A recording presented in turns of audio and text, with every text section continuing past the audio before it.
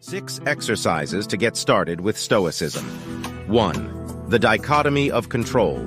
The single most important practice in Stoic philosophy is differentiating between what we can change and what we can't, what we have influence over and what we do not. A flight is delayed because of weather.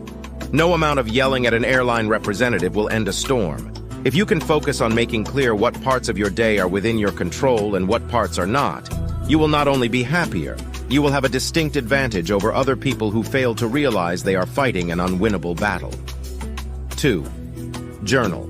Epictetus the slave, Marcus Aurelius the emperor, Seneca the power broker and playwright. These 3 radically different men led radically different lives, but they seem to have one habit in common: journaling. In Stoicism, the art of journaling is more than some simple diary. This daily practice is the philosophy, preparing for the day ahead, reflecting on the day that has passed, reminding oneself of the wisdom we have learned from our teachers, from our reading, from our own experiences. It's not enough to simply hear these lessons once. Instead, one practices them over and over again, turns them over in their mind, and most importantly, writes them down and feels them flowing through their fingers in doing so. In this way, journaling is Stoicism. It's almost impossible to have one without the other. 3. Practice misfortune. Seneca, who enjoyed great wealth as the advisor of Nero, suggested that we ought to set aside a certain number of days each month to practice poverty. Take a little food, wear your worst clothes, get away from the comfort of your home and bed. Put yourself face to face with want, he said. You'll ask yourself, is this what I used to dread? It's important to remember that this is an exercise and not a rhetorical device. He doesn't mean think about misfortune. He means live it.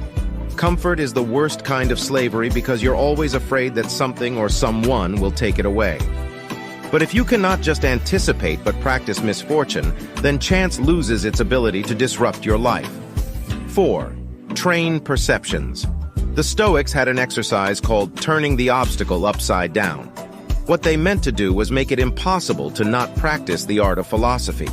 Because if you can properly turn a problem upside down, every bad becomes a new source of good. Suppose for a second that you are trying to help someone and they respond by being surly or unwilling to cooperate. Instead of making your life more difficult, the exercise says, they're actually directing you towards new virtues. For example, patience or understanding. Or the death of someone close to you, a chance to show fortitude. There is no good or bad to the practicing Stoic. There is only perception. You control perception. 5. Take the view from above. Marcus Aurelius would often practice an exercise that is referred to as taking the view from above, or Plato's view. It invites us to take a step back, zoom out and see life from a higher vantage point than our own.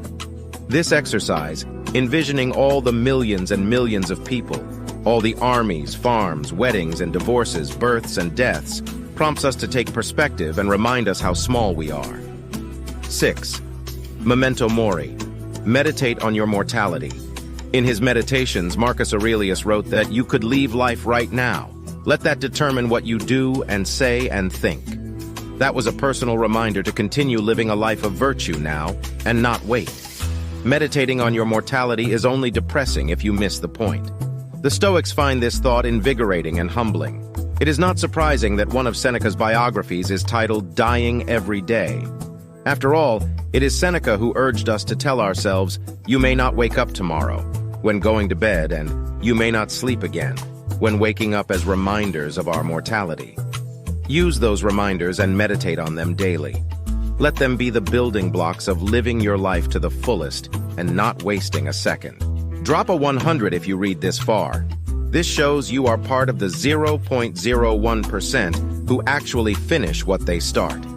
If you are serious about changing your life, then make sure to join our movement by leaving us a follow.